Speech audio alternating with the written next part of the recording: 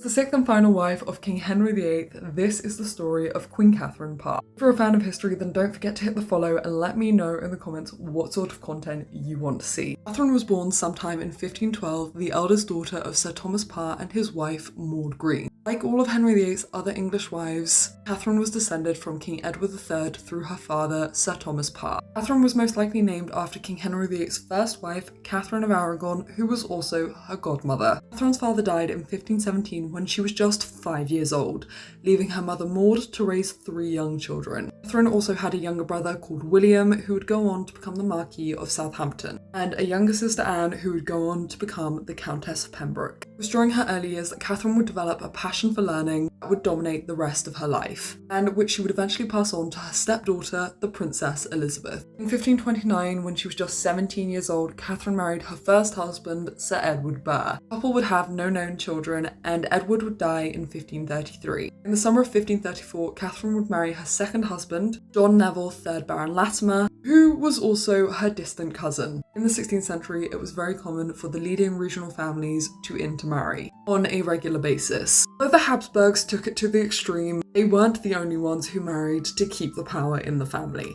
Catherine's new husband was twice her age, and he had 2 children from his first marriage, named Margaret and John. Catherine would become embroiled in the Pilgrimage of Grace when, in January of 1537, she, along with her 2 stepchildren, Margaret and John, were held hostage at Snape Castle. Thankfully, John was able to convince the rebels not to kill his family. However, given the fact that he was a Catholic and he'd publicly opposed Henry VIII's changes to the English Church, as well as his second marriage to Anne Boleyn, the king and his advisors were suspicious that Latimer was somehow involved in the Pilgrimage of Grace. Though no charges were ever formally brought against him, his reputation was permanently ruined. In 1542, Latimer's health began to decline, and he would pass away on the 2nd of March, 1543, leaving his wife Catherine as the guardian of his daughter Margaret and a very rich widow. By February 1543, Catherine had managed to establish a relationship with the Princess Mary, becoming an established member of her household. She had also begun a romantic relationship with Sir Thomas Seymour, brother of Henry VIII's third wife, Jane Seymour. Viewing Seymour as a rival for Catherine's affections, Thomas was sent on a diplomatic mission to Brussels to remove the competition. Catherine was initially reluctant to marry Henry VIII, which, given his marital history, I would be too. However, Catherine believed that it was her duty to marry Henry VIII for the Protestant faith. Catherine and Henry were married on the 12th of July, 1543 at Hampton Court Palace. Come back for part 2.